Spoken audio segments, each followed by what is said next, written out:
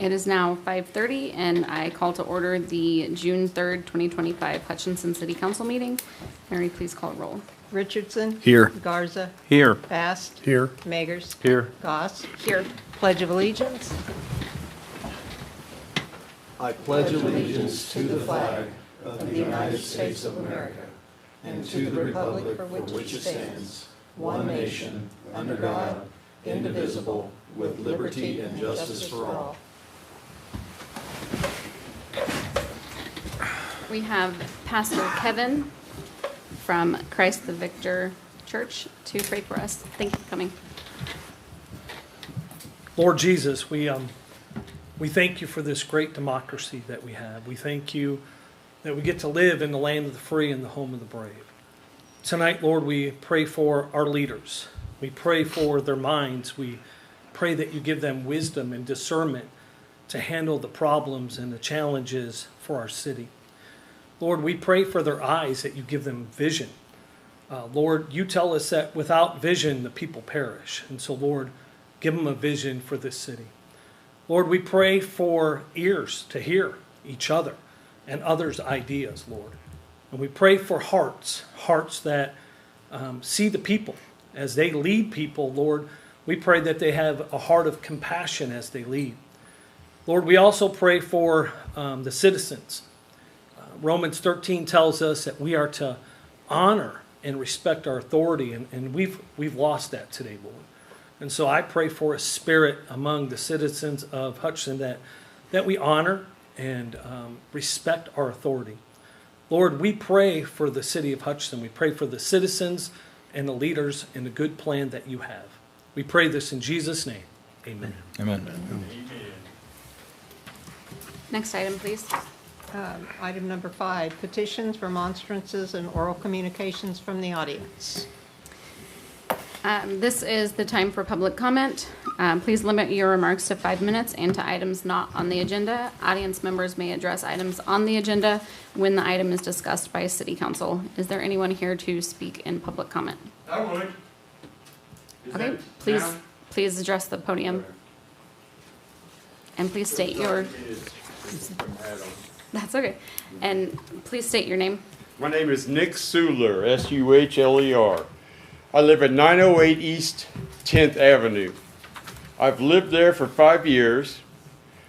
I have a couch that is in my backyard. Hasn't been hurting anybody. Code compliance says that I can no longer have it. I asked why? Why? I asked code compliance. They said because it's an inside couch that's outside. The lunacy. And I said, why? So I called the police, or I called the fire department, and I said, I'm going to burn it. They said, don't do that. I said, I'm listening. I respect that. They called the police. Police said, I don't understand why there's a problem with your couch. I asked the fire department. Well, I don't see why there's a problem with my couch, other than that it's an inside couch that's outside.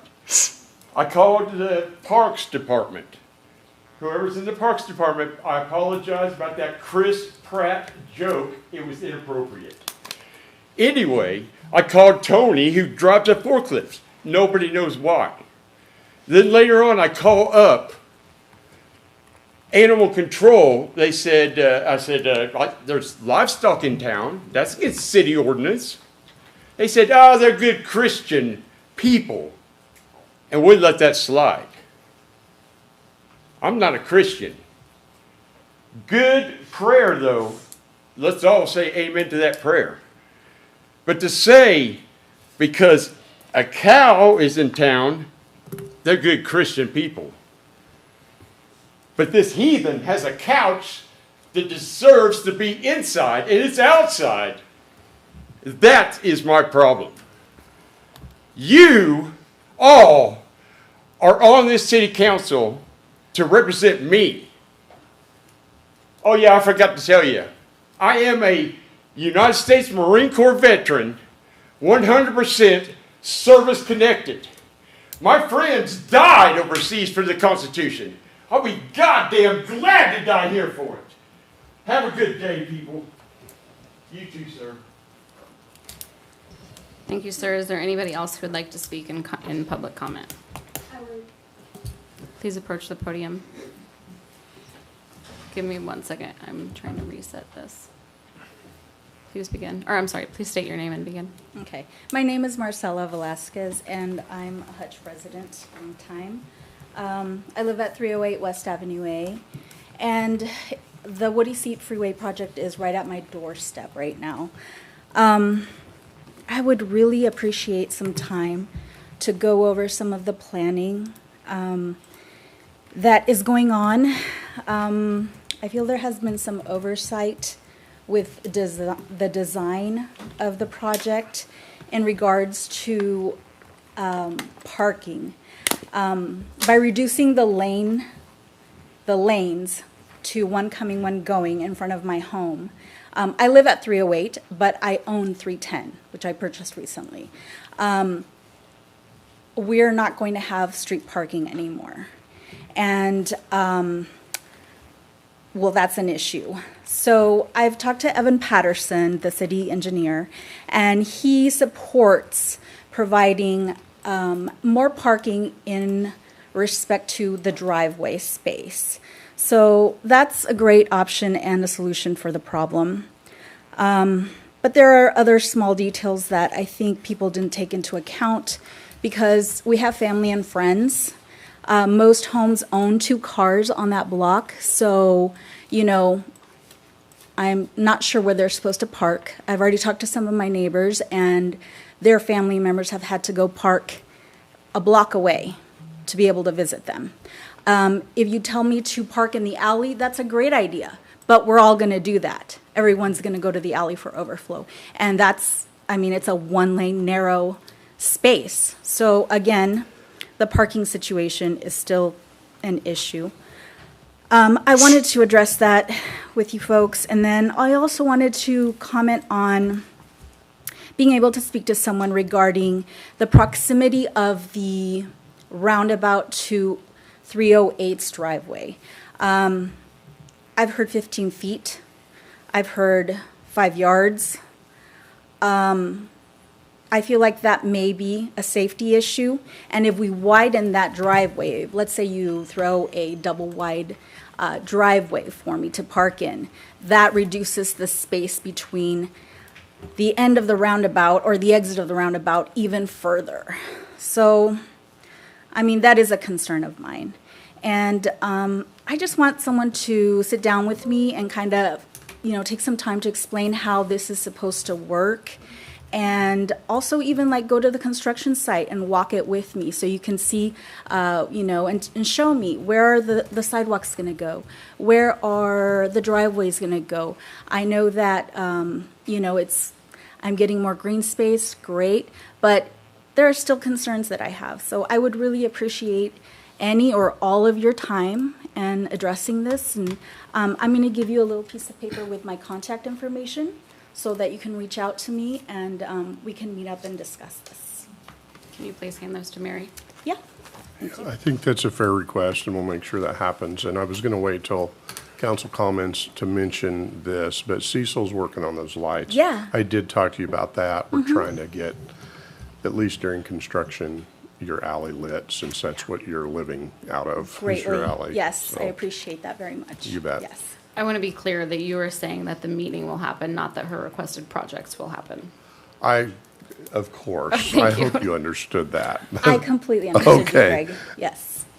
Thank you for Thanks for clarifying. the clarification. I think that the what do you see designs and information is missing and lacking from our website. I have expressed this to Mr. Villegas as well. I think that in an effort to be more transparent to not only the residents who are affected by the construction and live in the immediate area, but also everybody who's curious, who takes that route or is just curious and deserves to know, we could have done better on having the drawings more readily available, having the markups of certain particular lanes and distances and that sort of thing as well. So I apologize that not having this information readily available sounds like it's been inconvenient for sure. Oh, yeah, I appreciate it. I spoke to Evan and he got me some of the blueprints, some of the designs. So I only got them today, so, you know, I didn't have much time to go over them. But it'll definitely be helpful when discussing this with everybody. So, I will say it's probably a good time to have that meeting, since we can kind of see how it's going to work out, you know, as construction goes on. So I know that helps me to be able to see, you know, where things might be without a bridge there or a pile of concrete. So I think your timing for all of this is good. So well, I'm glad. I'm finished. Thank you. Okay. One other thing, I also want to thank you for coming up and speaking up. Okay? Yeah. Is there anyone else here to speak in public comment? Please state your name. David Inskeep, 1002 Dundee Court here in Hutchinson. And I was coming to the public comment section to give thanks. Thank you for reopening that section 30th and between 30th and Main and Monroe, Adams rather. I can convey from at least the people I spoke to, people are appreciative that there is no longer the drag strip to see who's going to win to get to the next stop or whatever. But actually, I'm here because I appreciate the multi-purpose trail, and I've seen a lot of people utilizing it. And then lastly, I wanted to talk about, some people may not be aware of it, you guys are, but in the city code, there's a policy number 9, called the Complete Streets Policy. And I think this was a good example of utilizing that policy when implementing a infrastructure project. And so I just want to give you guys kudos for that. That is all. Thank you so much for your time. Thanks, Dave. Thank you. Anybody else?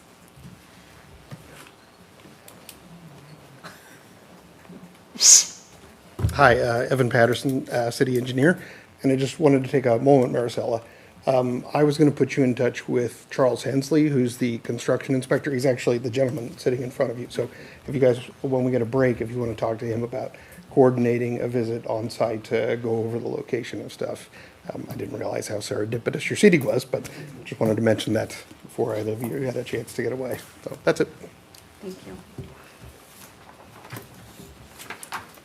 Anyone else here to speak in the public comment section?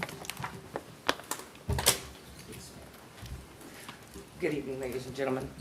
My name is D. Danielle Insminger. I reside at 212 West 7th, Apartment 3. Several years ago, I would say back in 2013, I had originally moved into this address at 2012. About 2013, I had a bunch of gentlemen show up at my house concerned about the garage. The garage that is right beside my house, that if you look at it, you would think it was attached to the property. It is not. There was some oversight to the county that this garage was sold separately from the property through Fessler's family years ago. Now having issues with the gentleman that owns the garage more and more and more every year, and I don't know what to do to fix it. My landlord doesn't want to fix it. He doesn't want to fix it. Kind of lost. I'm getting my vehicles damaged. I'm getting to where I can't even get off my porch to go to my car. I don't know what to do. I don't know who to talk to about this, because he will even show up at all hours to mow the lawn. He has no residents there even close to the property. It is like a massive storage unit for him. Who do I go to? Who do I talk to about it? I don't have an answer for you right now, but I can understand that, yes. we can definitely be in touch. Somebody can be in touch with you to talk about what your rates are as a renter, as well as your other concerns, your safety concerns too. Well, it's more about the damages that I have to incur, and I kind of have to bite it because I'm not rich by no means to take him to civil court for damages to vehicles or anything like that.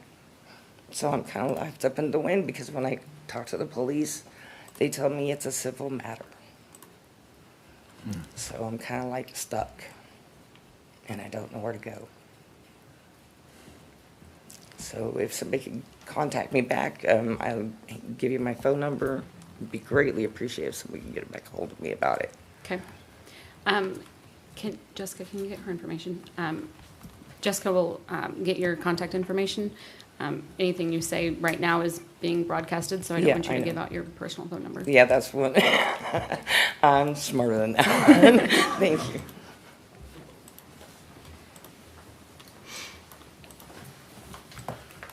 Is there anyone here to speak in public comment?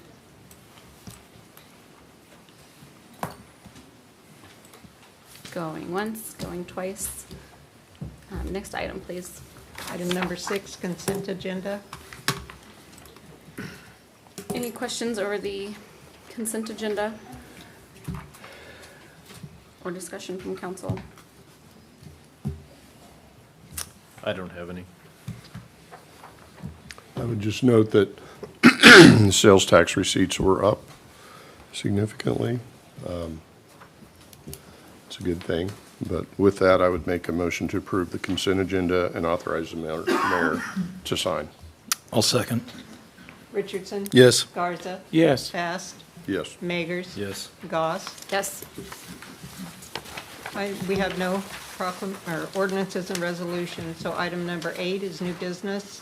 Consider approval of the purchase and installation of new playground equipment by Greenfields Outdoor Fitness for Shadock Park Playground in partnership with the Hutchinson Boys and Girls Club in the amount of $75,000. Good evening. Justin Combs, Director of Parks and Facilities.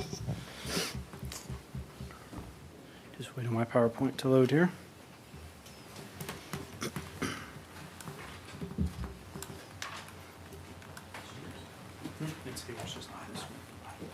Oh, this is it? Yeah.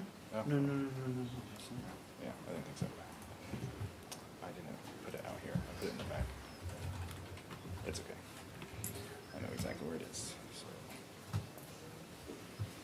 I'll put the mouse to work.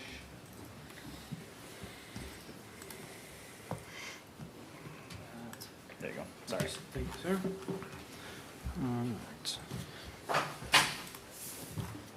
All right. So here's an overhead view of Shadock Park as it sits today. The playground equipment currently sits right here. And then we have this vacant area here. I think years ago there was additional playground equipment that's been removed over time. So the plan we came up with was to install new playground equipment in this area here and actually remove some of this, but not all of it.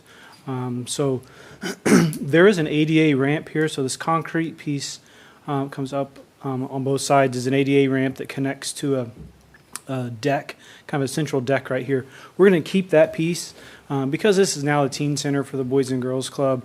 Having a space to just kind of sit and hang out was important. That's also the only ADA compliant piece on the entire playground. So we were going to keep that piece, and then everything else gets removed. So there's these are an older zip line system. There's a bit larger tower here with a couple slides on it. There's also a geodome. You can't see in the picture right here that we're going to keep. It's just a metal geodome climber. So we'll remove, like I said, the majority of what's on this side, and the new play equipment will go over here. A little bit about why that equipment needs to go. So these are some pictures we took this morning. You can see on this big slide, we've already replaced the in piece of it. This is just one of the steps. We're starting to see the plastic wear out. We're starting to get rust in the metal underneath. We've got cracks on these two pieces of plastic here. And then you can see this step here is completely broken. So the new equipment that we're proposing is something really unique, something we've never done here.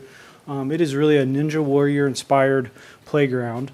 So this is made by Greenfields Outdoor Fitness. So really they are a fitness company first and a playground manufacturer kind of second, I guess. And so this is the piece that actually was chosen by Boys and Girls Club. And they're going to come up here in just a few minutes and talk about that process. But as you can see, there are several elements that you probably will recognize from TV, such as the start that you can jump back and forth. There's some overhead elements. And several obstacles that kind of varying difficulty. Some of these are going to be extremely difficult, and some of them will be relatively easy. And then obviously the big shiny thing in the back is the warp wall or the finish wall that you climb up to. So just another view of that. And then here's more of an overhead view. So you can see it's kind of in an S shape. It's designed. It's very similar to a Ninja Warrior course.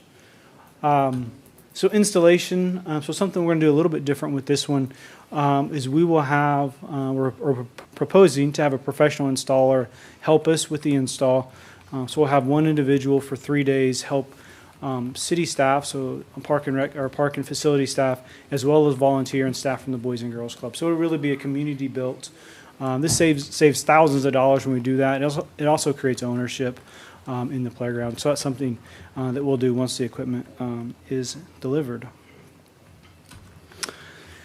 Also, while we were doing this, we went ahead and looked at the entire site at the Boys and Girls Club or Shadock Park and came up with a master plan for the entire site. And so phase one is the playground. So that's this piece right here. The second piece that we'd like to address in the future, phase two, is the existing basketball, tennis court that's directly behind the building. So this just shows it being a new surface, and we keep one basketball court, 2 pickleball courts, and then just a few kind of open areas just to hang out. The third phase then would be the field directly to the west, which is now just kind of an open field. Boys and Girls Club did buy this several years ago, but the intent would be to make that some sort of active space. We show rectangle fields here, so soccer or football, but some sort of athletic fields down the road. And then the fourth phase is a walking loop along Cow Creek, and then some updates to fishing amenities along the creek. I guess that's something the Boys and Girls Club like to do, is fish and catch small perch out of the creek. So again, those are all just future plans. But instead of just simply replacing a playground, we wanted to think about the site holistically, and excited about the possibilities for the site down the road. So with that, I do want to invite Lance from the Boys and Girls Club up to talk a little bit about how we came to select this playground, and then also a little bit about the overall master plan. Hello, I'm Lance Patterson. I'm the CEO of the Boys and Girls Club. I have with me some of our members that helped select this, and so I'm really going to let them speak a little bit, and then I'll share a little. So, if you want to say your name and then. My name is. Can I lower this? Yes. My name is James Kuntz, and I'm a member at Boys and Girls Club. So, there's a lot. So the playground has a lot of issues. You saw those things that you step on and they swing back and forth. So to get to the other side, one of them, the chain on the bottom, has broken, so it's dangerous, and sometimes people fall off of it.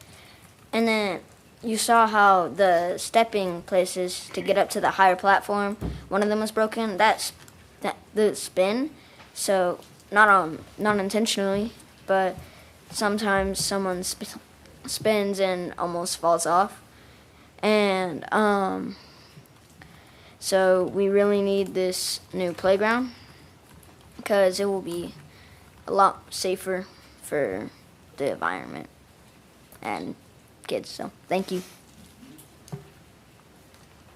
My name is Elijah Watson, and us three and Miss Aaliyah, we had a couple listening sessions with her, and we've talked about how we can improve the playground and make it more fun and safe for the kids that are playing on it.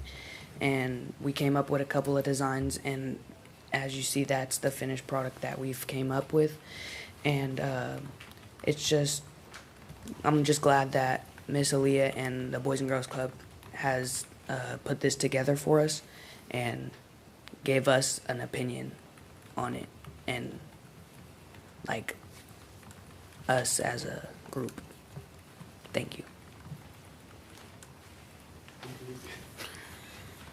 You're looking forward to it? So I just came up. My name's Xavier Clark, and I just wanted to come up here and say that everybody at Boys and Girls Club, from club members to vision leaders, will be very appreciative of this new playground course and all of this stuff that we're going to be building in the future. Thank you. He didn't know what to say, and he kind of wrapped that up pretty well. So they spent quite a bit of time discussing this, and I do want to make sure that this is just phase one of 4 phases that we want to really improve that area, not only for the Boys and Girls Club, but also for that neighborhood. And I think it really, as we look to the future of what this could be for the community, it would really give a lot of amenities and a lot of reason to frequent that area as we start to develop maybe some soccer fields and things like that in that part of the community. And so as you look at the history of Shadock Park, it was kind of one of the first recreational spaces in Hutchinson, and it's went through a lot of different phases, but what it's being used for right now is what it was intended for. And so I definitely appreciate the relationship that the Boys and Girls Club has with the city, and we have committed to fundraising to help make this happen. And so, for example, with this project, we were able to raise about $100,000 to cover the additional cost of this playground, and then we continue for the next few years to fundraise to add those additional spaces. So I hope you'll you'll join us in that and making this area something that Hutchinson can be proud of. Any questions? Any questions before we get into the finance piece of it? I have a question. Will the playground be well marked that it's open to the public? Yeah, we can definitely add some additional signage because I think maybe that could be confusing for a citizen. Yeah. Yep, I will that's a say good that point. as a mother who drives around town, goes to playgrounds, it always feels like one that's, you're kind of like, It's I don't off know, limits. can I go Yeah. there, or is it? Yeah, we're also going to remove the fence, I think, because there's a chain link fence, There and we is on don't part of fence it. any of our playgrounds, so I'm not sure why that one was fenced. And so that will help with the open feel of it as well. Yeah. I have one more question, and this question is for Lance. Do you have any members who are using mobility aids or in wheelchairs that would be disturbed by having a non-ADA compliant playground? No, the only, currently, we do have one member who is blind, but they wouldn't be able to use the playground as it is now. And so we don't have any members that are not able to use our playground. So. Okay. And Justin, is the surface mulch? It is, yep. There is some existing pour in place underneath that structure that we're going to keep. So, yeah. Any questions or discussion from council at this point? I haven't got to the fun part yet. So the cost breakdown. So this is fairly expensive equipment. So they have good taste in equipment, but also expensive taste in equipment. So you can see on the screen, the retail value of that equipment is $199,000 plus shipping, and then the supervised installation brings the equipment to $212,000. We did apply for a grant. It's essentially a discount through Greenfields for $40,000.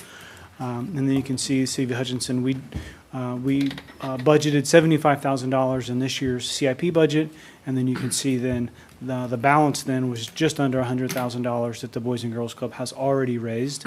They've already done that fundraising. So the total is $212,456. However, in my recommendation, I used the number $172,546 because of that the grant, because of that discount comes off the price. So my recommendation is to approve for the $172,546. We will be signing the contract with Greenfield, so that's why it's that number and not the $75,000, and then we'll just get reimbursed from the Boys and Girls Club for that difference, if that makes sense.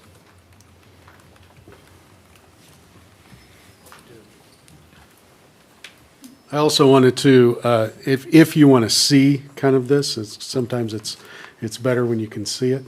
But if you want to see some of this, we are hosting a tour a week from today at 4:30 at Shadock Park. And so, Enrico, you can, maybe the third time's the charm? Third time's the charm. All right. So, yeah, feel free to stop in. Helen Unruh is a great volunteer, and she schedules these tours every so often. So if you haven't been down for a while, there's a lot that we've done to improve the building, but then also it's be a good chance to see some of what we have planned for the outside space too. So you're welcome. Justin, when's this going to start? So these pieces are already they're already made, so it's not one that we have to wait weeks and weeks for. So I think they told me 6-ish weeks on delivery, and then scheduling the installation. So should be later this fall, depending on when it gets here. So not as, some of Playground's equipments are 20-25 weeks on delivery because they're all custom made, so this one is not though. So.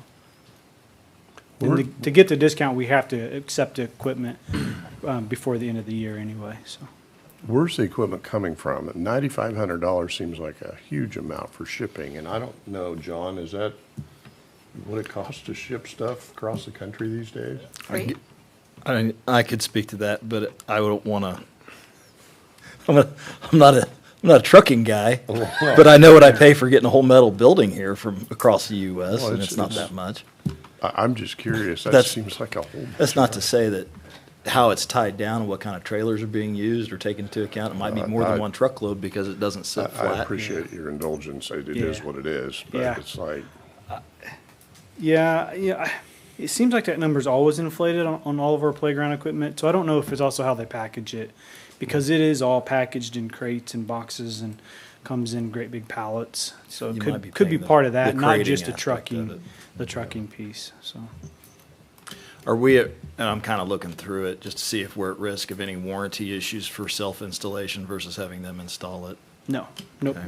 If we do a pure self-installation, then yeah, that's why we like to do the, have them supervise it. The biggest thing is we have to get the post exactly right so all the parts and pieces connect.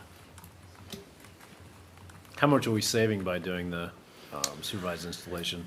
I didn't get a price for this one, but generally it's $10,000 to $15,000 or more. So we're saving pretty significant to do we that. are, So, yeah. okay. Yep. Yeah, this will take a few weeks or a couple weeks from start to finish. By the time we scrape the site and dig the holes and let the concrete dry. And, Are you going to fix the drainage? I know we've had tons of rain, but I'm assuming we're going to fix the drainage issue underneath that. Yes, Before we install all it. of our new playgrounds, we're putting drainage systems underneath. Yep. Okay.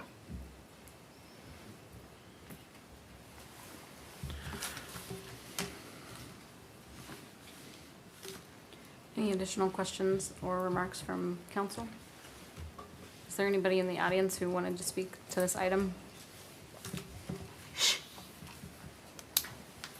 Seeing none, I'm looking for a motion.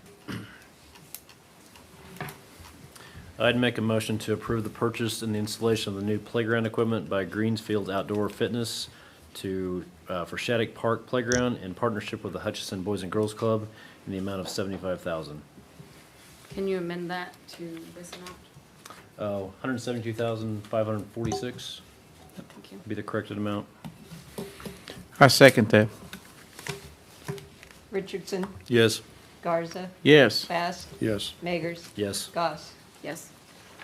Item 8B, update on 3405 East 4th Avenue is deferred to June 17th at the applicant's request.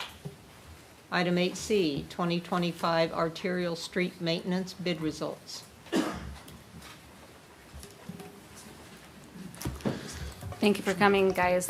Good job. Appreciate it. You did great. Good evening, Council. Justin Karam, Construction Manager, Engineering Division. Tonight, we're going to go over, ideally approve the bids for our annual 2025 arterial street maintenance project. So the purpose of this annual project is to resurface paved city streets to preserve them and extend their life. The city utilizes the most recent pavement condition index rating, or PCI, and other factors including surface age, pothole totals, patching frequency, and also received complaints to determine project locations each year. This year's project locations include, for the base bid, East 3rd Avenue from Poplar Street to Plum Street, just the center lanes, and that wraps up what we did last year. Avenue B West 1 block and East 1 block off of Main Street, so from Washington to Walnut. Lorraine Street from Avenue B to K61. Lorraine Street from K61 to 4th Avenue. Airport Road from 4th Avenue to west of 11th Avenue, approximately 350 feet. Kitswell Village Road from Plum Street to west, approximately 1,216 feet. And then alternative 1 was Airport Main Parking Lot and the FAA parking lot. So generally, each location will include milling of existing asphalt surface and overlaying with 2 inches of new asphalt.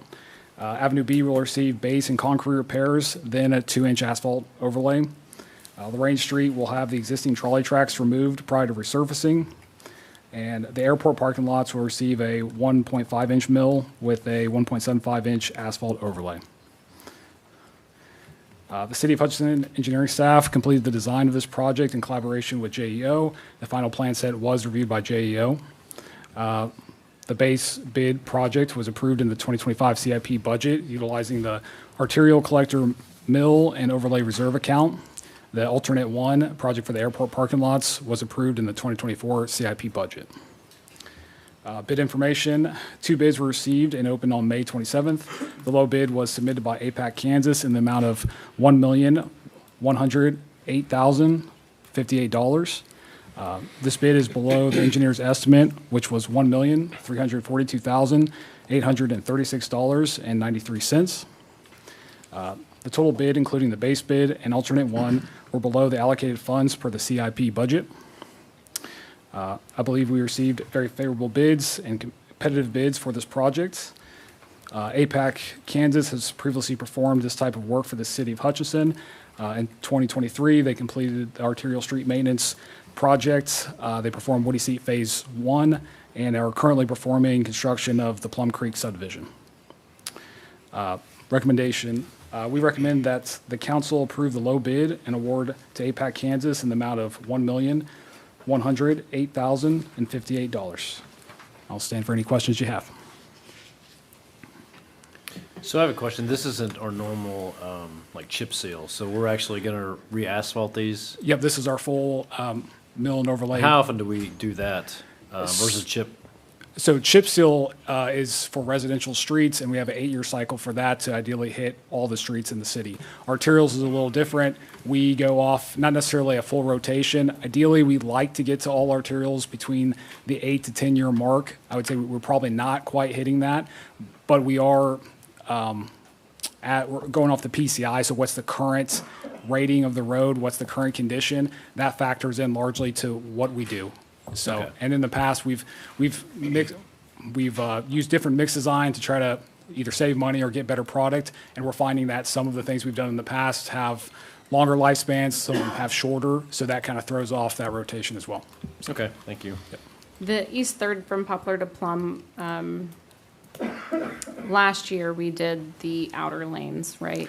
Right, And so- we ran into some issues with that. Right, so that segment of road had severe base issues, especially along the edge. There was a lot of water that held there, and also the thickness of the edge was a little thinner than we anticipated. So we do go out and we core all these arterials to try to get a good idea of what's there before we get there.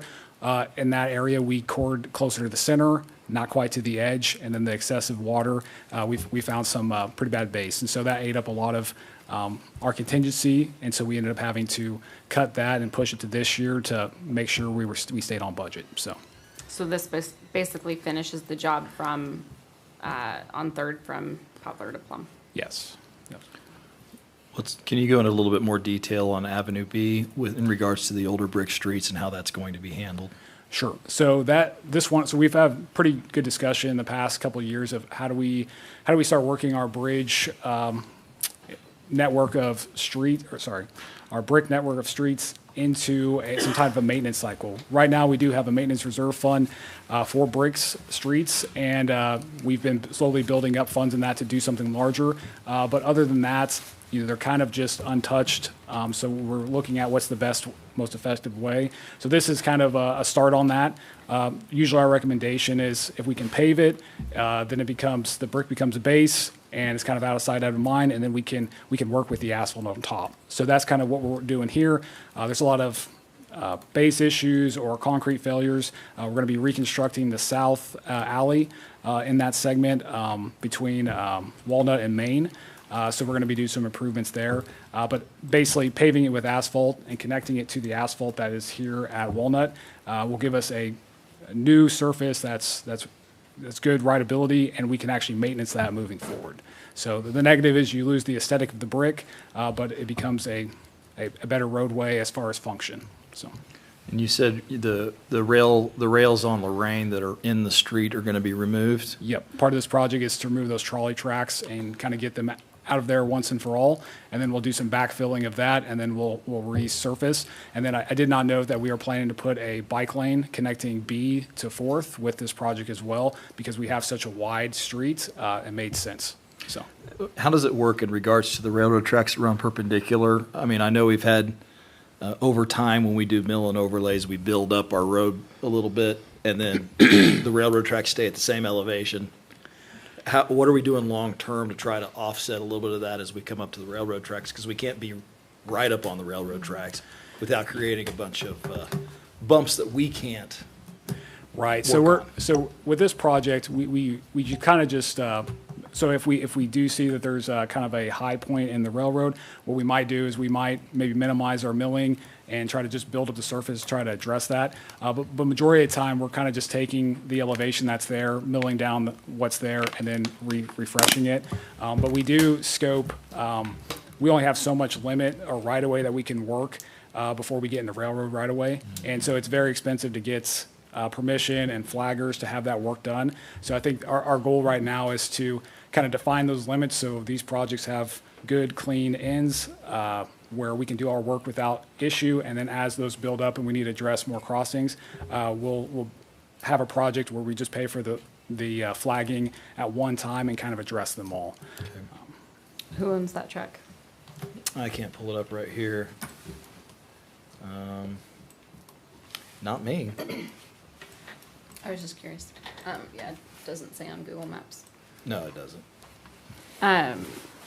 The unit blocks of B, East and West, those both have parking in the middle. Will that be maintained? Yes, we plan to restripe that once the asphalt surface is laid. Yep. And It's it a is- BNSF. It is going to be restriped in front of the old fire station too, right? To allow Yes. for more Center Street parking. Is it not right now? No, it never has been since we have sold that fire station, so. Also, I know asphalt on the streets that have a dome on it, they're gonna put it in for the water to run off. Yep. So they'll construct a dome on top, in the middle where it goes off the sides, right? Yeah, we'll place a crown in the center Okay. and then get that flowing. We're still kind of discussing what's the best route to terminate. Do you go to the toe or do you take it to the flow line? We've already been in discussions with APAC about what's the best path forward. It's a little challenging. We've kind of done different things in different areas of downtown, so we'll work to figure out what's the best route there. So. I remember, I think it was Mr. Patterson who spoke about there's a elevation change like in front of the anchor where you step up onto the curb and then you step up one more time and it's kind of wonky, that will be fixed during this as well. Yes, that whole Or maybe segment it of. was Matt, somebody's mentioned that. Yep, the whole segment of that block will be adjusted and try to correct that, as well as that alley on the south side. That's pretty difficult to navigate, so. Yep. Also, we talked about repairing sidewalks while we're doing this kind of stuff. You don't see any sidewalks that need to be attended to on B Street on both sides of Main? So we didn't look at necessarily including a majority of that with this project. We do have, with our 2026 maintenance project, that's where we're going to be chip sealing in this area. We are looking to spend $250,000 in sidewalk. So I don't believe a whole lot of them are in that segment of downtown, but we are moving forward with our TA grant for our downtown concrete improvements. So we're finalizing our selection of our consultant for that, and they'll take the whole downtown area and evaluate concrete, and those types of repairs will be done through that project. So, but if you have a specific location, definitely send it our way, and we can make sure we get that in the scope of that specific project.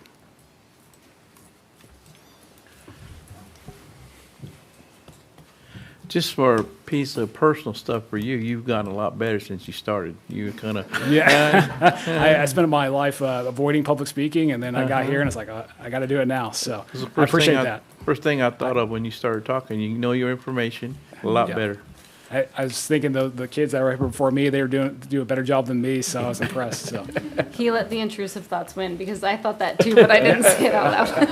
Well, admittedly, I was thinking the same thing. What was I just? Keep it up. Yep. Is there anyone in the audience who would like to speak to speak in public comment on this item? Come on down, Mr. Inskeep. Yeah, I thought he was a professional speaker. I don't know about the rest of you, but good job. Hey, so it was a bit of a setup job, but I was going to come up and speak to you about Hutchinson City Council Policy Number 9, Complete Streets. But apparently you guys saw that coming a mile away because he mentioned possibility of a bike lane. Mr. Garza jumped on, is there any sidewalks that could be incorporated in this? So again, it was a setup, it wasn't a setup. But really just, I'm appreciative that staff and the council is looking at any project streetwise, how it can affect different people. Because it says within the policy, the purpose of the Complete Streets policy is to use a interdisciplinary approach to incorporate the needs of all users into the design, construction, and maintenance of public and private transportation infrastructure within the city.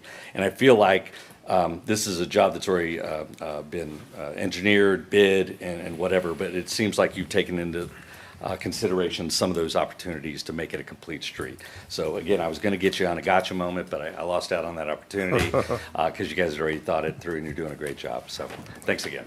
Dave, if anything, I think that these projects, when completed, especially along Lorraine, as we remove those old trolley tracks, should make that path not only safer for bikers because of bicyclists because of the bike lane, but for motorcyclists as well. Because they can now safely navigate that area without having to navigate the trolley tracks in the middle. It doesn't mention anywhere in the policy, but there's some additional schools of thought on that. Somebody used the terminology 8 or 80.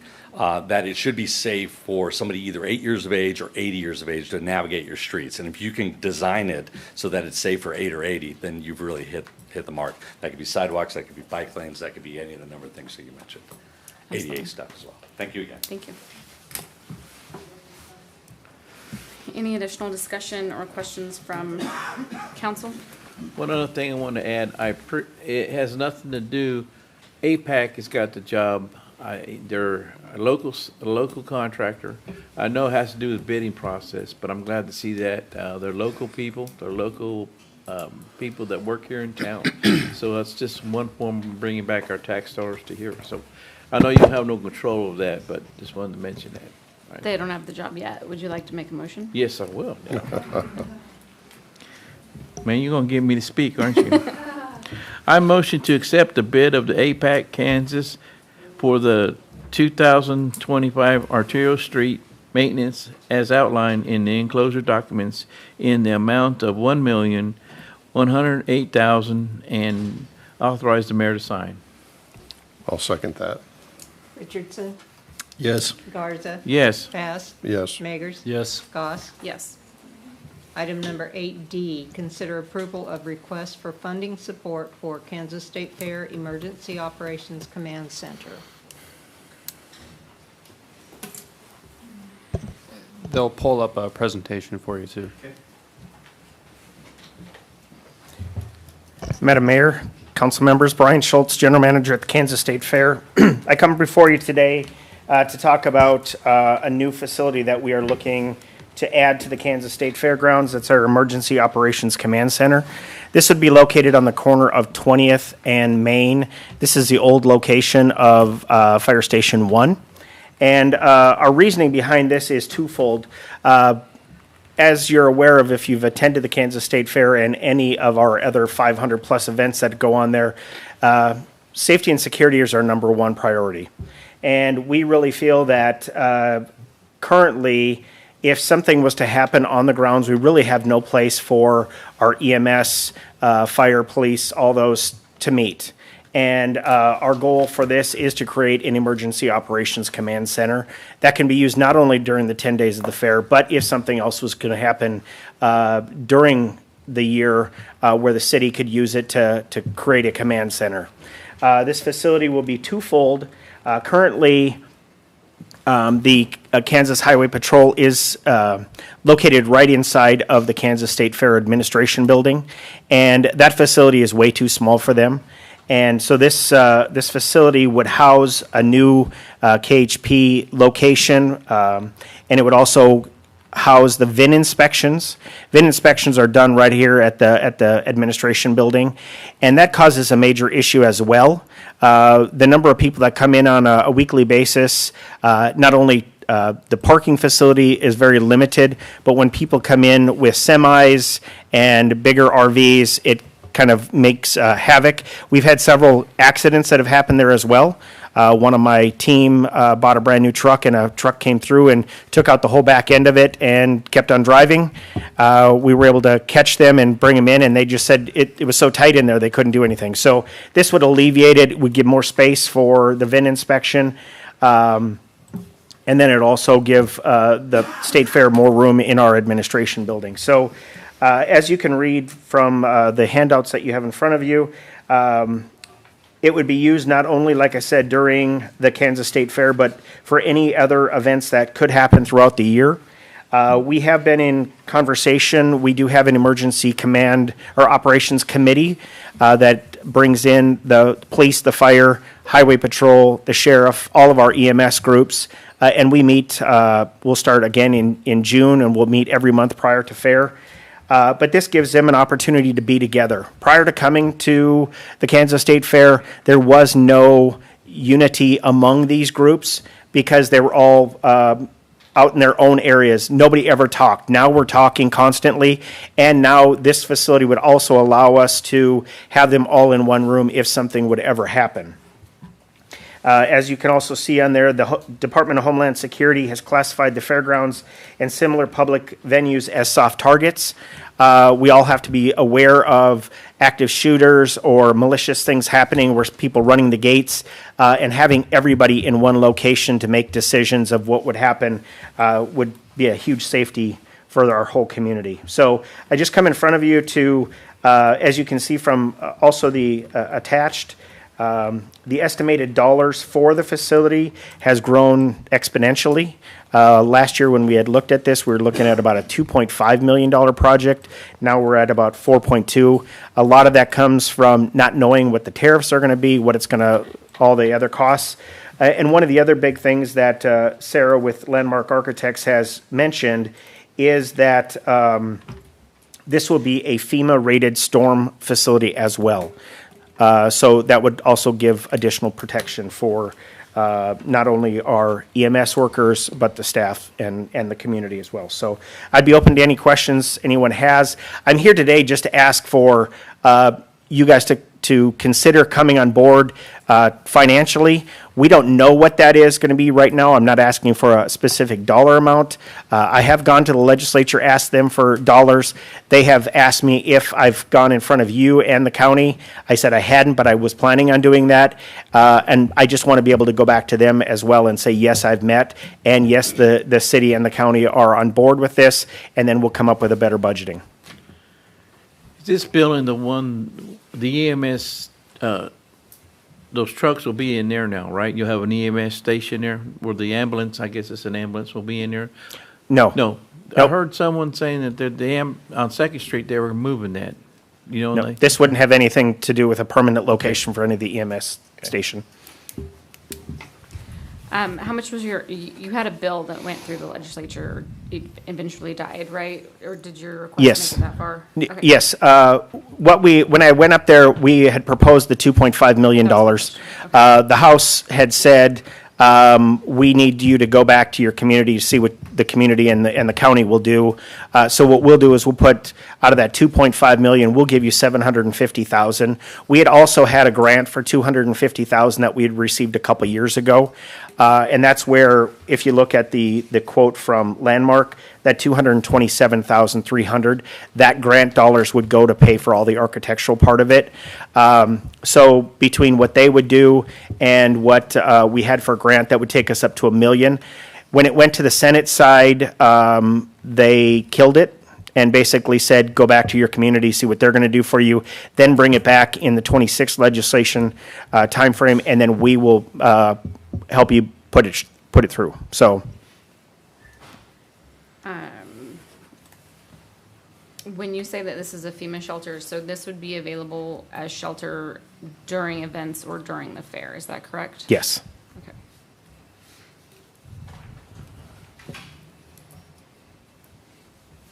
Any questions from council or additional comments from council? Does the FEMA rating come along with it, opportunities for grants through FEMA? And that's something that we're working on right now. We're hiring a professional grant writer that will be looking at those to hopefully offset a major portion of this because it will be a FEMA related or rated facility. We're also going to be working with our congressional delegation because there is some additional dollars on the federal level. I believe it was Johnson County last year received $1 million towards their emergency command center, and we're going to be trying to duplicate a lot of what they had done as well, working with the Highway Patrol and other agencies to work with our legislators.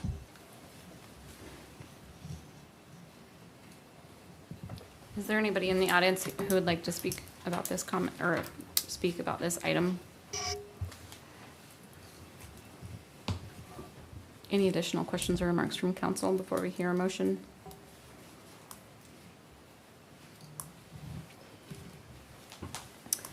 I don't like just having it be a really open-ended thing, but I think this is absolutely worth continuing the conversation, so I'll make the motion.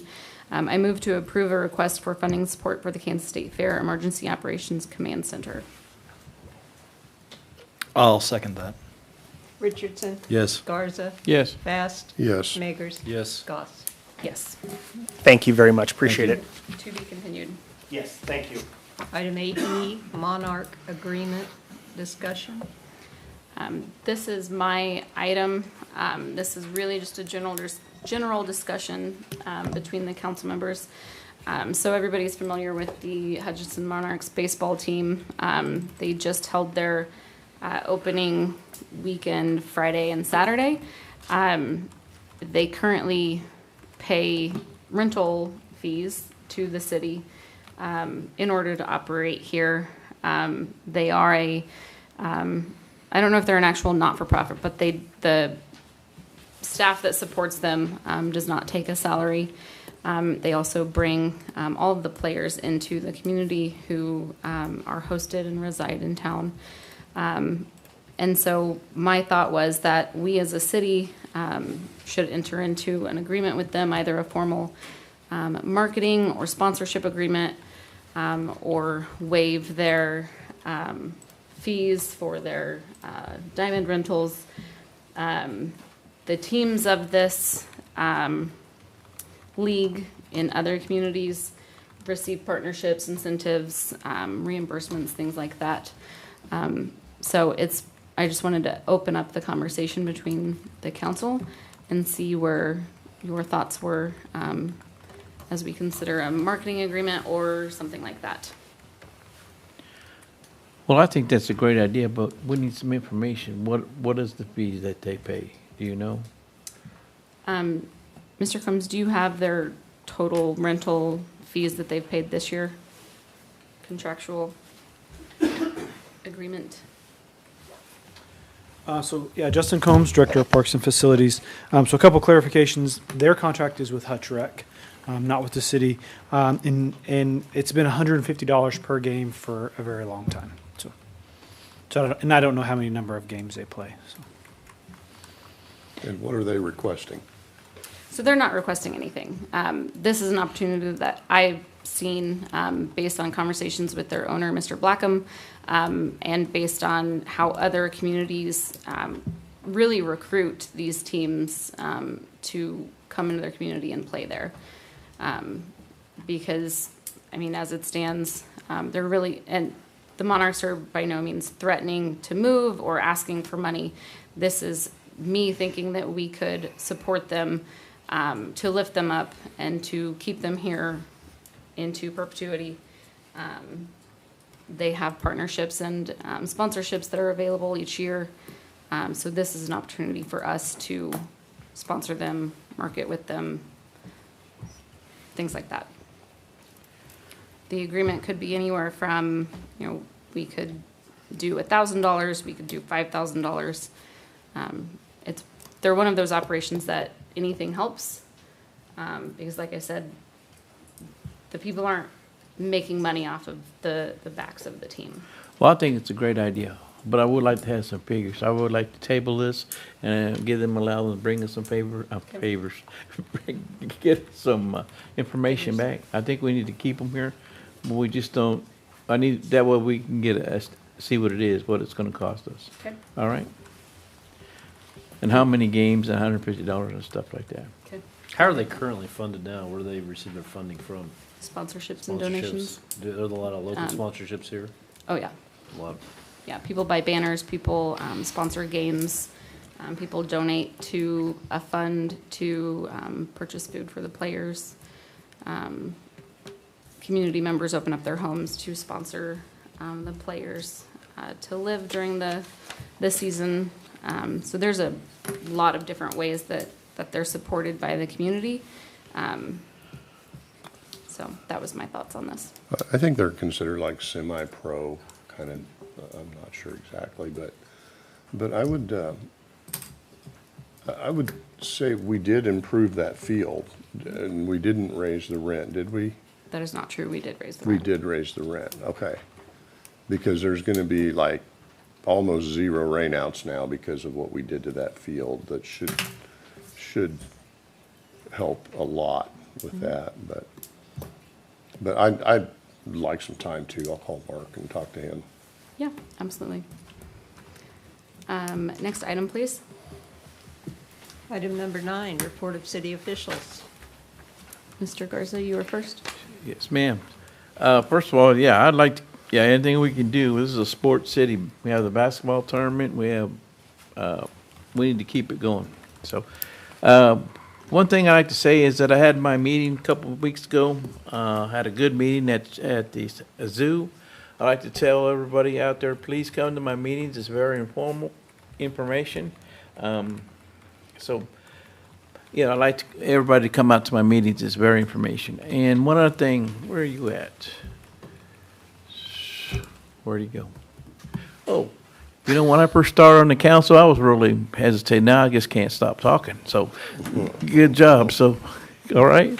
That's all I have. Thank you. Mr. Richardson. The only thing I would mention is the last couple weekends, we've had some pretty serious racing events in town. I've been very impressed with the turnout. I hope that we have a lot more community participation, not only in those events, but other events we have around town. That's all I have. Mr. Faust? I agree with you, John. If you couldn't find something to do specifically Friday or Saturday, you weren't looking very hard. I had a gentleman call. He's concerned. He lives on West 4th, about the tarping of loads going to the dump. There's a lot of people losing limbs, mattresses, couches, on their way to the dump. Wondered if maybe we could have some extra patrol there, along with possibly extra patrol. It seems like Avenue A Park is full at about 6:30 and 7 in the morning now. The main gazebo, I'm not sure what we need to do about that. There just seems to be a new influx of users early in the morning and late at night there in the park. The second thing, along West 4th, wondered if we could get the street sweeper, and I should have looked at the rotation on when that is, but from the co-op or the railroad tracks west, the curbing, it just needs to be swept really good. Maybe more so on a regular basis than some other streets. Also, I had a citizen and some folks talk to me about, is there any option for biweekly trash pickup?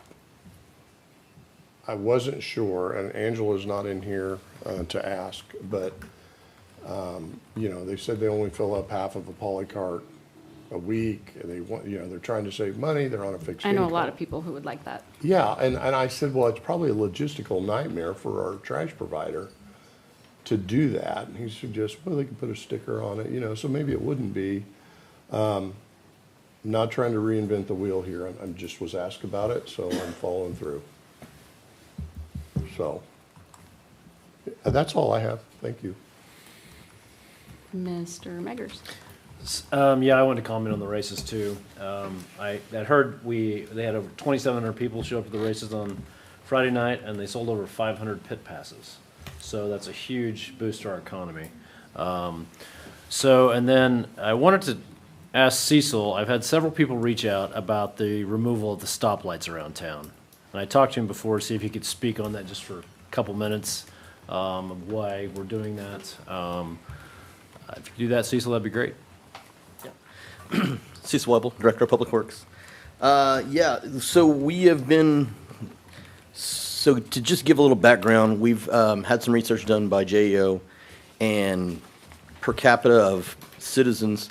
A city our size would typically have between 40 and 60 traffic lights. We're above that by quite a bit. So as traffic volumes have changed, different businesses come and go, traffic lights that were once deemed necessary now kind of fall off that and not as necessary as they were. So we've started kind of taking a look at some of our aging infrastructure and where these are. We started with 3 of them that we looked at. We have 3 more that we're queuing up to have JO look at next. With those, some of the criteria is traffic counts, line of sight, and all that stuff. And they do a full traffic study. And out of those ones we originally did, the 3 were deemed no longer necessary. One of those we pulled back off of because it was 4th and Walnut. The line of sight with the old Rainbow Bakery.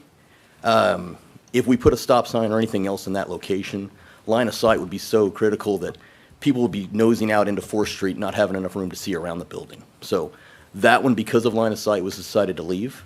The other 2 are 4th and Walnut and A and Walnut.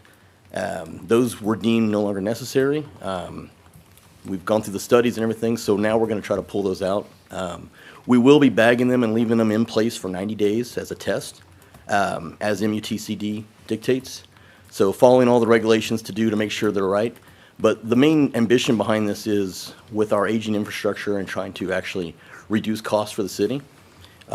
If we can find some of these intersections that's no longer needed and we feel that it is safe to remove them, then putting a stop sign in a lot of research, sometimes stop signs are actually safer than traffic lights if people follow them. I mean, you still have to. You know I'm all about stop signs. So. You have a lot in your area. But traffic lights are great, but they're also expensive. Mr. Garza worked on them for years and knows the upkeep of traffic lights is expensive. And we do have a lot in town that are just aging. So when we can remove some of these before they have to be updated, we can save quite a bit of money. To update an intersection, if it's just the wiring and the electrical components, it's around $50,000 to $60,000 to update them. If it is poles required, then those start climbing quite a bit. One major pole with a mast arm can be upwards of $100,000 a piece. So, and then the electrical cost. The electrical cost isn't huge, but you're still talking a couple $1,000s per intersection per year.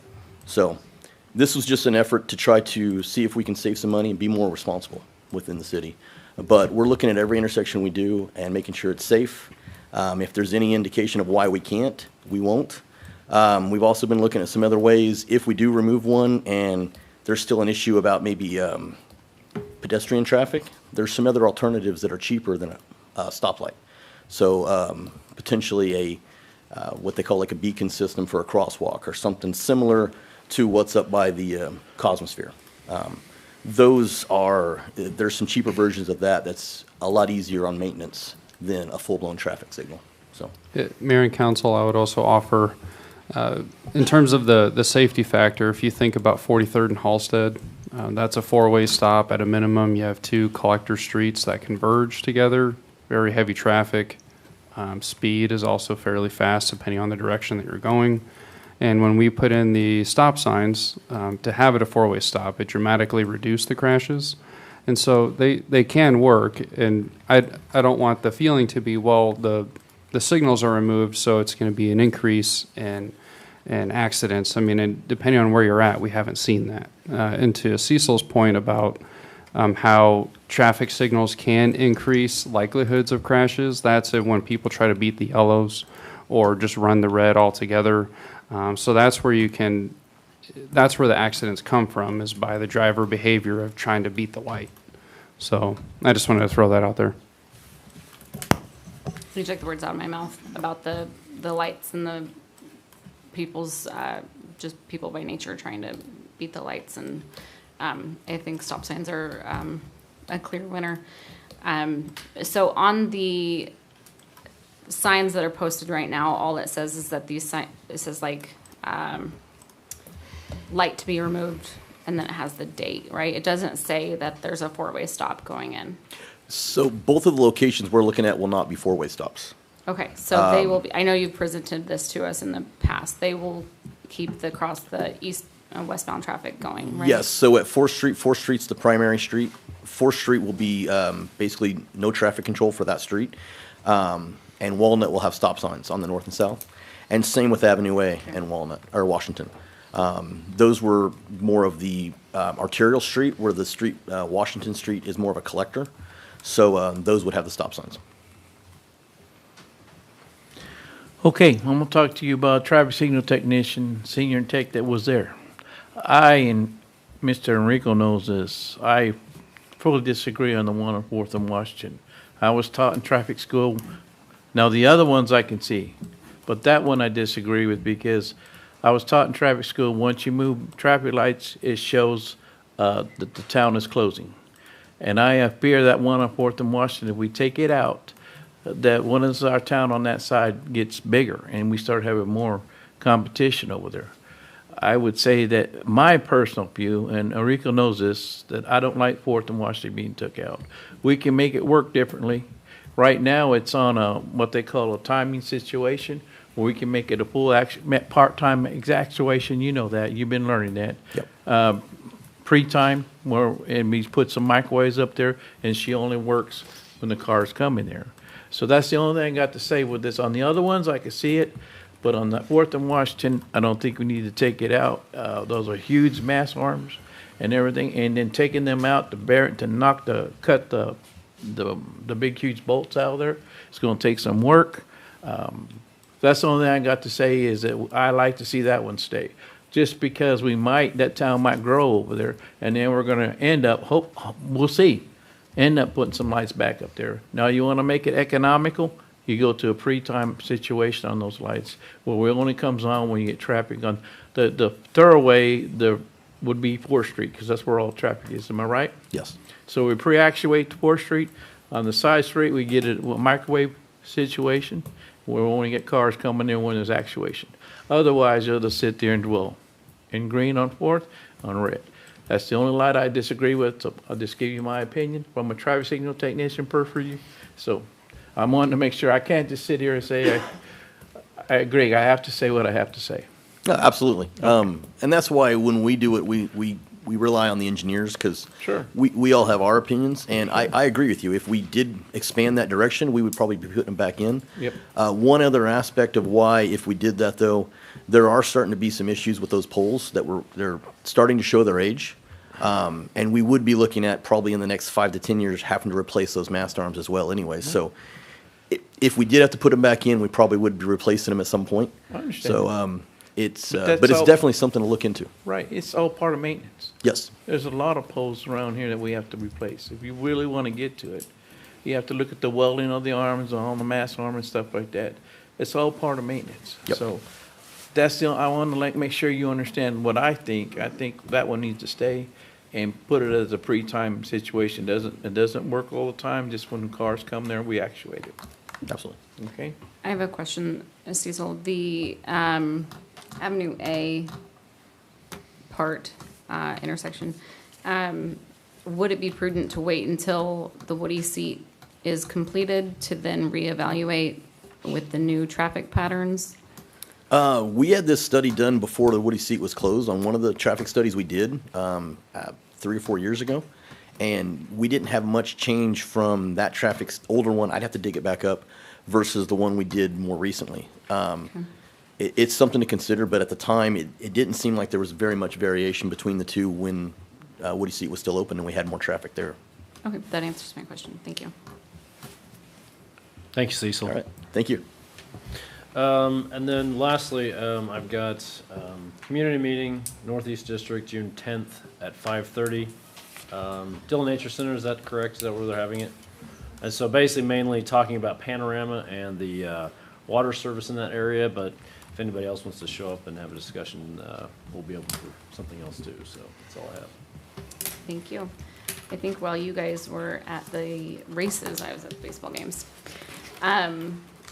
I met with some gals, I think I talked about this last meeting, about Farmington Park, and met with them again to discuss further some of the concerns that were brought up. And so that's something that we'll talk about in part in the CIP discussion. Thank you. The other thing is, obviously, when it rains, especially as much as it has in the past couple of days, I think it really highlights any weak spots in our infrastructure. And so I just encourage residents to put in those C-Click fix requests. It's an unpopular thing to say, but it is the residents' responsibility to keep the storm drains clear directly in front of their property. I had an interesting, I think it was Memorial Day. I was out walking and I was digging one out, and a gentleman came out and was like, you don't have to do that. It's just going to hold water. Cecil, I don't know where you just went. I have a question for you. This in particular was at 23rd and Van Buren, and you don't have to speak to that corner in particular, but do we have any locations that the storm drains just hold water or that they don't connect to something else? We have some locations that are called what we call burp basins. So the water will go from under one side across the street and come up on the other side. So the basin itself will hold water because that's just gravity. But we don't have any dead-end areas or anything like that. And we do keep them cleaned out. So if citizens do see any that are clogged up, reach out, C-Click Fix, or call us, because we'll get a crew out and see what we can do to make sure those are continue flowing. Okay, so I think that's what he was speaking about. I think on the north end, it burps to the south end, and then down on 22nd or 21st is where it actually drains out of, because I dug out those because I was bored. But anyway, so that was my question for you about the storm drains. And I can't think of anything else to cover. Mr. Villegas, any remarks? For my report, I actually have the all-star lineup coming up. So it'll be Jessica first, Jason Lady second, Justin Combs third, and then Todd fourth to cap us off. Okay. Jessica Woodyard, Public Communications. Good evening, Council. I get to present the winners of the Public Arts and Design Council coloring contest. So thank you all for your votes in those. We have 3 different categories, and I want to say that the winners are going to get a prize package of an animal encounter at the Hutchinson Zoo, art supplies donated by Splinters and Rust, and passes to Salt City Splash. So I'll be reaching out tomorrow to the winners so they can come and pick up their prizes with us. Well, I also wanted to say before I announce that all of the art submissions will be displayed here within our council for the next month. So our winners are, for the age group 1 through 5, we have Sutton. For the age group 6 through 11, we have Audrey. And for the age group then 12 through 18, we have Kaya. So thank you to everyone who participated. It is a goal of Public Arts and Design Council to bring awareness of art to our community. So thank you.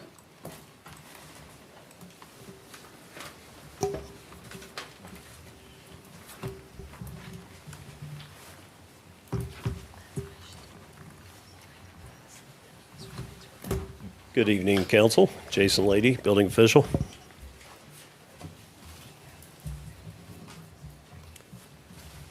There we go. So I want to go over a little bit of the numbers on the code compliance section and take a look at these numbers. So these are our numbers from May of 2025 compared to 2024 and the difference, and then to date 2025 compared to the to date of 2024 and in comparison to our 2024 totals. And kind of the reason we wanted to go over these is just kind of highlight the work that our code compliance officers have been doing, as well as, there's been some increase from citizens, which I applaud, in, the C-Click fixes. So we've had more people taking a bigger active role in that, as well as this last year, we did hire a second code compliance officer. So with that, there's been an uptick in, some of the things we've been able to get to in, helping to beautify our community. So I wanted to go over these numbers with you and just kind of show you, what they're out there doing. So there's a little bit of this that it looks like it may be pretty significant from like the inoperable vehicles there. You have 49 in May of 2025, and then you have 151 investigations with that. Those investigations right there are really the initial investigation along with any follow-up investigations. That 49 there is part of the initial investigation, but that's also what we do in office and sending out the notice of violations too. So there's a little piece of that kind of doubles up a little bit, but those are separate people doing a separate function in that work, and that's why we include the numbers the way we do. So inoperable vehicles, 49 compared to 19 in May of 2024, 157% increase. If you look at to date of 297 to date of 113, and then the totals of 330, we've already almost met our totals, not even halfway through the year on taking a look at inoperable vehicles. During the when I first came on board, we had a town hall type of meeting, and that was one of the big things. Folks made mention to me was making the community look better. Get out and do some active code compliance as compared to just having the selective reporting and going out and taking a look at those things that way. So we've had a big increase with 2 code compliance officers and getting that active compared to that passive code compliance investigations and inspections. You'll look at the sidewalk violations. There's actually a 100% decrease in the sidewalk violations, and the reason for that is because we've been looking, of course, at our streets and our sidewalks in a little bit of a different light. And so really we've only been taking a look at those sidewalks that come in via see, click, fix. If we have a major issue that's involved out there, because when we take a look at the streets and stuff, they're taking a look at curb gutter, they're taking a look at sidewalks and things like that and doing the complete streets. So there has been a decrease in the number of sidewalks that have been reported, and we haven't had a lot of violations on the sidewalks, as you can see this year, to date for 2025.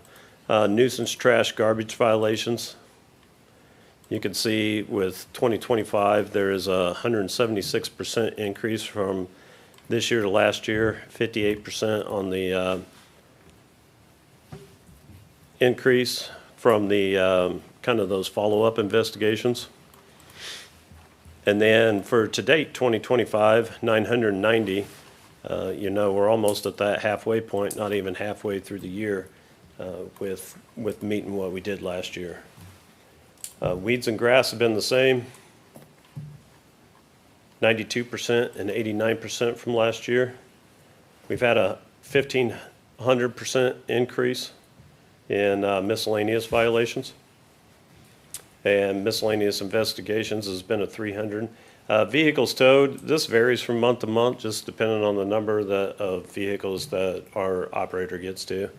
And part of that also is that we've had a lot more compliance. Just having that communication with the individuals when we send out a notice of violation. And when we have that communication, it's been a huge plus for us. And so we've got a lot more compliance than maybe we have in the past. To date, 2025, we've had a total of 4,650. And you can see for the totals for 2024, we only had 7,520. So I think we're going to well surpass the totals that we've had for 2024. The other part of that is that I did want to bring up is our budget as well. One of the things that I've seen in the budget so far this year, I think we're doing really well at this point on our contractual budget for abatement. It's looking fairly well. I know last year we went right up to that budget, maybe a little bit over that budget. And this year, I think just the open communication we're having with individuals and with the public, I think it's been fantastic, and I just really see a lot more compliance that we're getting in these properties and just making it better. And then the last thing I wanted to show you was property maintenance violations. So the difference between those violations on the front side of what we call the environmental statistics and the property maintenance statistics these are directly out of the property maintenance code as opposed to some city ordinance that we've created. So most of our city ordinance come out of the property maintenance code anyway. We've just rewritten them in a different manner than what's in the property maintenance code, typically lengthening those as to what the requirements are. So this is just directly out of the property maintenance code, and you can see between May of this year and May of last year, we've had 124% increase. And to date, we've had 733, which we've already surpassed or doubled our 2024 totals. So I got to give huge kudos to my team on the code compliance side, because they're really going out there and actively just taking names. So they're doing a great job out there. So. And one of the things I wanted to add, council, around the time that I got here was the desire of council to take a more active interest in code enforcement and code compliance, as well as from Jason, hey, let's take a more active interest in cleaning up the city. So hopefully you all see we're delivering on that and have well surpassed our numbers. So even from last year alone. I think just an observation from me, what you said about, we'll probably be under budget on our contractors that go and clean these places up. That speaks volumes for me. I mean, we're doing all this work. People are taking care of it themselves, and we're not just sending people out to take care of it. So I like that. And some numbers I didn't add to that were like our arraignment in court hearings and trials, and those numbers are down significantly too, because we're not having to take people to court near as often to handle situations, just because we've taken a more active approach, and I think that open communication. So meeting a lot of people out on their residence, out on site, walking them through it, talking them through it. Seeing what assistance and programs we have out there for them, and just taking a more active approach to it is, I think it's been a great approach for the city and for my staff. So, I sent my remarks about this report to Mr. Villegas. My concern was first, and it wasn't on your slide, but in the report that was sent to council, the property maintenance regarding rental housing violations is at 0.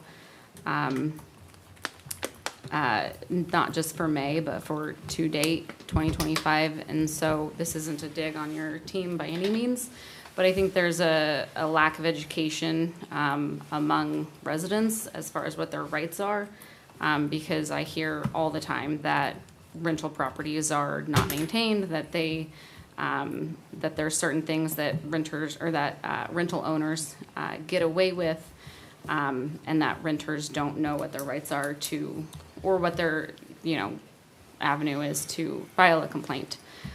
So my question to Mr. Vegas was, can the city do a little bit more to educate renters on their rights and on the complaint process and what the standards of maintenance are? And then another thing, we tried to have a meeting a couple weeks ago, but everybody's schedule just didn't align, and this was about inoperable vehicles. I think there's an ongoing concern, not just from myself, but I would think that council would have the same feelings, and if not, please speak up. But our definition of an inoperable vehicle is kind of vague if you look at some other municipalities. For instance, if the vehicle looks good but isn't tagged and insured, all you have to do is turn it around so that you can't read the tags from the street, at which point we would drive by and say, we don't know if it's tagged and insured, and then case closed. So I feel like there has to be some kind of middle ground where we send a letter or we have some other proof that the onus would then fall on the property owner or the vehicle owner to bring in proof of registration and proof of insurance, because this has been a problem in Hutch for a really long time. And you see it in every single neighborhood. And the cars just never move, and they're not tagged and insured, but they look fine. So they're not quite the eyesore of some vehicles that get reported. So that's the conversation that I want to have about inoperable vehicles, among other things. So, yeah, but I really like the report and what you guys are doing. I think you're doing exactly what we asked you guys to do, which is great. Well, thank you. I appreciate that. And just to speak a little bit to the rental part of that too, we have taken those out of there a little bit just because there is no rental registration program. Right. And since there's no rental registration program, we don't differentiate between what's a rental property and what's a privately owned property. Just so we don't get that stigma that we're only approaching private property or we're only approaching rental property. So we don't want that as a view of the public, as the landlords, as the individual public, of what we're looking at and not looking at. So I think we just need to take an active look at our community as a whole and not look at it from an approach of rental properties or personal property, you know.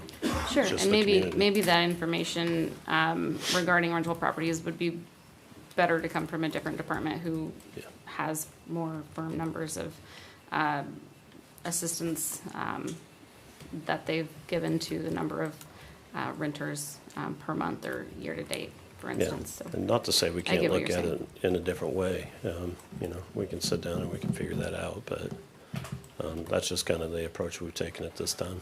That makes sense. So, yeah. One thing that would help me with your inoperable vehicle statements, what are other cities doing, like size cities? I mean, I Yeah. know we're talking about our city and what we have, but I I'm have curious, you know, I'd like to know, you know, Yeah, I'd like to how take a we look at compare that with other too, cities. of what other cities are doing to take that approach. I mean, because the problem is they turn the car around and you can't really go on the property and look at Yeah. it because, I mean, Fourth Amendment rights and when you look at code compliance, it really dictates that when I go on the property, that I only take the approach of what is an acceptable approach by any other member of the public. If I'm going up to knock on the door, I walk up the sidewalk or I walk up the, driveway, hit the sidewalk, walk up the stairs, knock on the door, and that's as far as I can go without taking a look at anything else on the property. And, you know, it's really a constitutional right thing and we have to really watch what we do on a property. So we can't go back around the cars and start looking at tags and start, you know, looking at those type of things. So it is kind of hard to tell. And maybe we can just get a little bit more detail in our inoperable vehicle code so, you know, we can assist with those things. And I think the goal is always that people would bring themselves into compliance and not require us to send them to court or tow and that sort of thing. So, okay. Thank you. All right, thank you.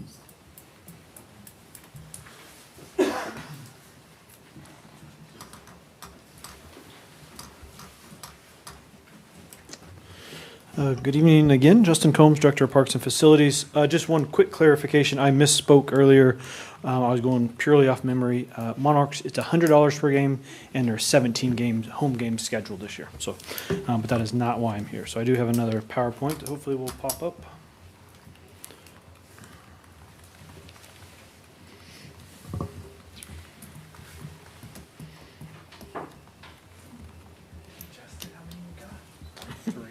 Three.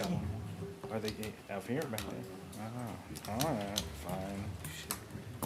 You know, I showed up I don't know how to read. Which one? Forester? Okay, sorry, man. I'll do better next time. So for about a year now, Enrico and I have been discussing developing some sort of park and forestry advisory board.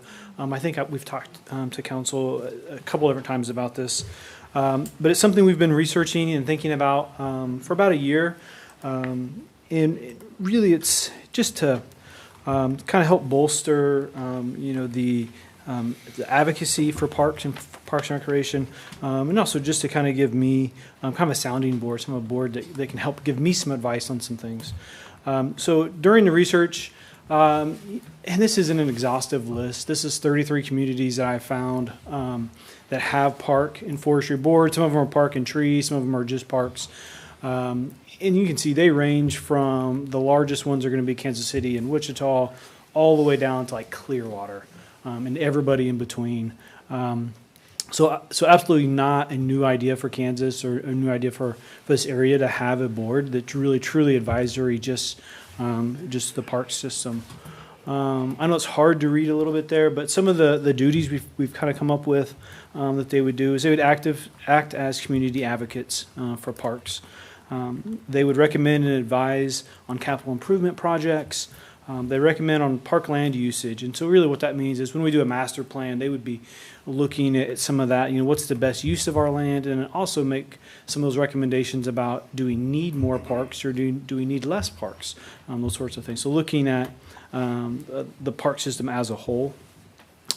They'd also advise me and work with me in my department on community beautification and urban forestry management. So the tree and forestry piece of it. They'd make updates or make recommendation for updates for park rules and regulations. So that is something we have in the code where we can make specific rules and regulations for the parks. We don't have a lot of them, but if there's an issue that arises, that could be a place some of those regulations could start from. They'd also work with the community and work with residents on engagement on park-related matters. So as we do park improvements, new playgrounds, those sorts of things, they could be kind of that group to help strategize on what's the best process to engage the neighborhood. And then the last one on there is they would then develop some bylaws, so they kind of have a structured operation of the board. So those are things that are pretty common in the research I've done through these communities. And again, not an exhaustive list of duties, but just kind of high level what I'm seeing kind of repeats itself in a lot of the communities. Really, we're just trying to bring everyone up to speed and just getting questions or thoughts on, is there specific things that a park board you'd like to see? Is that something worthwhile pursuing? So at this point, just kind of want to open it up for questions.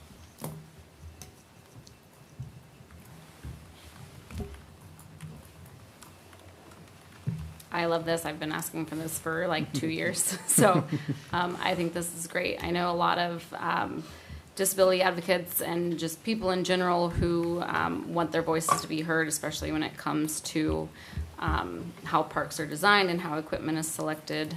And so this makes me really happy. And I think this is a step in the right direction to lift up all voices. Yeah, I think that's a great point. I was just making a note that I think that's probably should be an outline duty about inclusivity in the parks. I totally concur, Mayor. I do have a question for you. It's not on this, it's something different, if you don't mind. No. What happened to the tree program? They were gonna bring money in and take trees out. Where were we at with that, or is it passed, or what? Yeah, so that funding got cut by the federal government. So that was U.S. Forest Service dollars that got cut, in February. So we don't necessarily have a plan to replace that. I do think that's a good conversation to have during our CIP discussions, because it's it was $250,000 worth of tree work that was. But we had a board that could take care of that, wouldn't we? We had a board. Say that again. If we had a forestry board. So we do have the tree board that currently, and so we worked with them when writing the grant and those sorts of things. So if we did go to this, that is one thing we'd have to figure out, whether the tree board is a subcommittee or a committee under that, or whether they're completely absorbed into into this new board. And I have given those board members a heads up that this was going to happen today, so they didn't hear about it a roundabout way. So, but yeah, that would be the type of work they could do as well. Yep.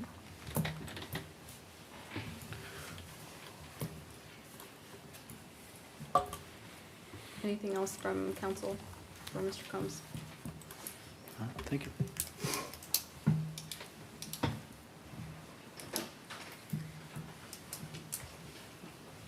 Good evening. I'm the Director of IT, Todd Davis, and we had a really significant milestone today, and so I wanted to come in and kind of be the fun part of the show.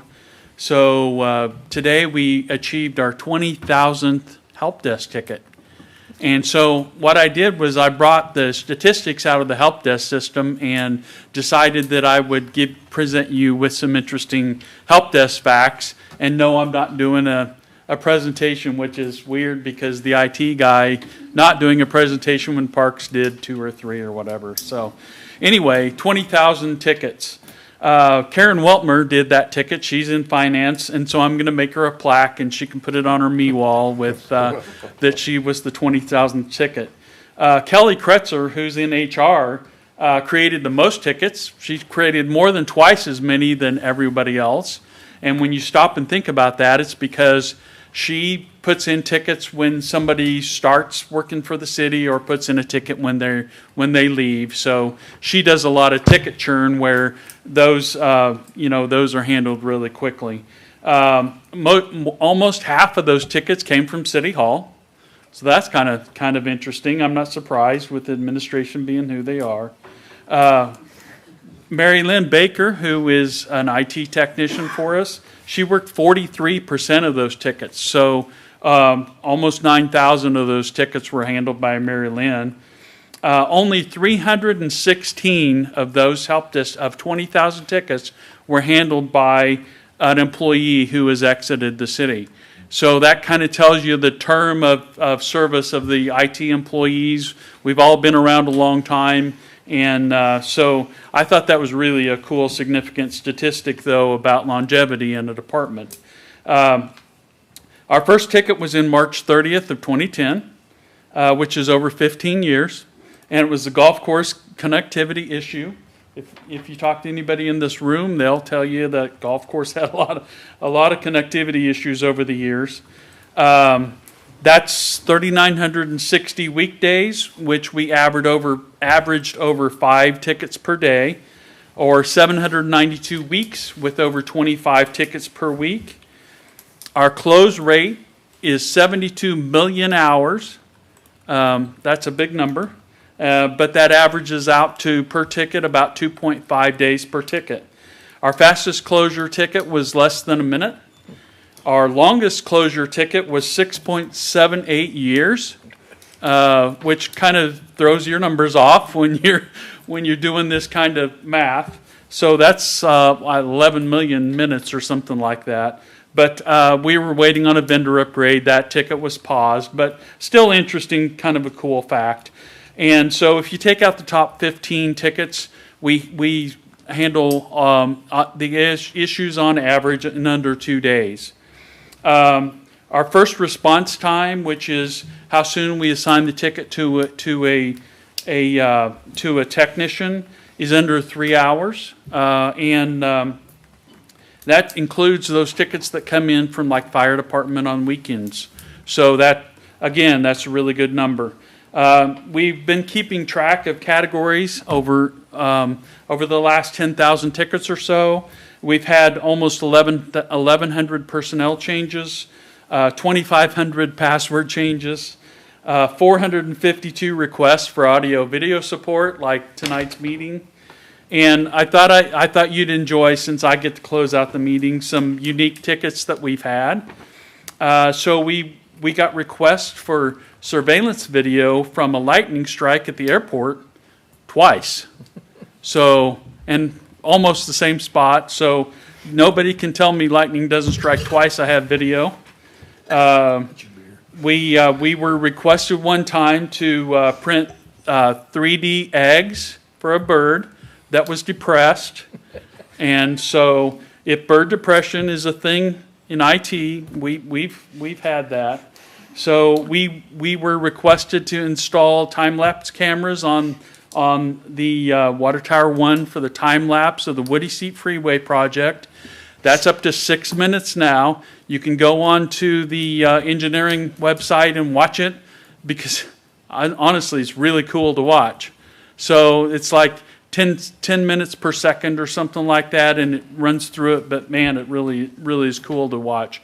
And then I asked Mary Lynn, or I asked everybody, if they could remember the funniest, the coolest thing that they ever were asked to do as a city employee. And we had an employee in the engineering department, and this was a long time ago. Many of you won't know the name, but Hal Munger said that his cup holder on his computer was broken, and apparently his CD tray was usually hold his drinks, and he put a brick on it and broke his CD tray, which he was using as cup holder.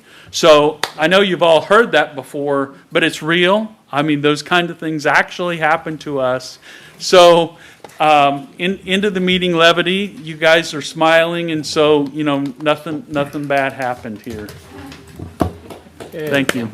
Real quick, I got one for you. If you got questions, please ask, except for Mr. Garza. Oh. How's the videos at 43rd Park and Avenue A Park? So they're good. There you go. We've already updated them once. The system that we purchased was a little more expensive. The prices went up, so we already replaced it, improved it. There hasn't been any graffiti or anything under the bridge. The police department does an amazing job of monitoring those. We've got 187 cameras around now, so we're doing a good job of keeping track of things like that. So it's working. So it's money well spent then. Yeah, and the help desk is a perfect example of how the city does things. We never paid any expense for the help desk. It was a free product that we've been using now for 15 years. It's similar with the surveillance system. Buy the hardware, but we don't have it's not a cloud service. We don't have an annual fee. It's just, we're being really frugal with our dollars. Well, I just want to say you've been here longer than I have. You passed me now. Yeah. You're doing a great job. Thank you. Appreciate it. Okay. You bet. Any other questions? Have a great night.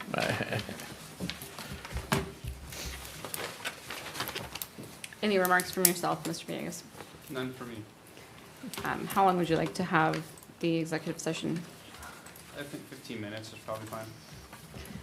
I move to recess into executive session pursuant to the consultation with an attorney for the public body or agency which would be deemed privileged in the attorney-client relationship exception KSA 754319B6 for the preliminary discussion of the acquisition of city real estate.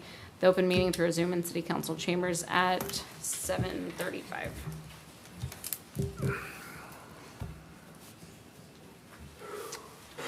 Second. Thank you. Richardson? Yes. Garza? Yes. Magers? Yes. Goss? Yes. Fast. Yes.